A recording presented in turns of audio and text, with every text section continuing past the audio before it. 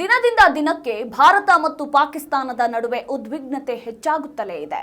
ಜಮ್ಮು ಮತ್ತು ಕಾಶ್ಮೀರದ ಗಡಿಯಲ್ಲಿ ಶೆಲ್ ದಾಳಿಯಿಂದ ಭಾರತದ ಯುವ ಸೈನಿಕನೊಬ್ಬ ಪ್ರಾಣತ್ಯಾಗ ಮಾಡಿದ್ದಾರೆ.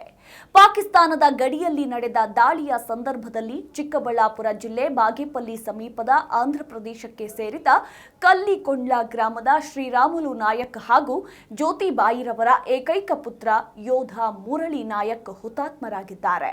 ಯೋಧನ ಮರಣ ಸುದ್ದಿ ತಿಳಿತಾ ಇದ್ದಂತೆಯೇ ಗೋರಂಟ್ಲ ಮಂಡಲದ ಪುದಗುಂಡ್ಲಪಲ್ಲಿ ತಾಂಡಾದಲ್ಲಿ ಕುಟುಂಬದ ಆಕ್ರಂದನ ಮುಗಿಲು ಮುಟ್ಟಿದೆ.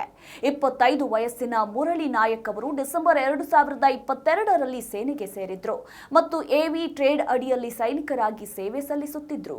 ಇವರು ಮೂಲತಃ ಆಂಧ್ರಪ್ರದೇಶ ಸತ್ಯಸಾಯಿ ಜಿಲ್ಲೆಯ ಬುಡಕಟ್ಟು ಹಳ್ಳಿಯೊಂದರ ಬಡ ಕುಟುಂಬದಲ್ಲಿ ಜನಿಸಿದ್ರು. ಮುರಳಿ ನಾಯಕ್ ಅವರು ಬಡತನದ ಹಿನ್ನೆಲೆಯಿಂದ ಬಂದವರು. ಇವರ ತಾಯಿ ಎಂ ಜ್ಯೋತಿಬಾಯಿ ಮತ್ತು ತಂದೆ ಎಂ ಶ್ರೀರಾಮ್ ನಾಯಕ್ ಅವರು ದಿನಗೂಲಿ ಕಾರ್ಮಿಕರಾಗಿದ್ದಾರೆ. ಇಂತಹ ಕುಟುಂಬದಿಂದ ಬಂದ ಮುರಳಿ ನಾಯಕ್ 25 ವಯಸ್ಸಿನಲ್ಲಿಯೇ ಸೇನೆಗೆ ಸೇರಿದ್ರು.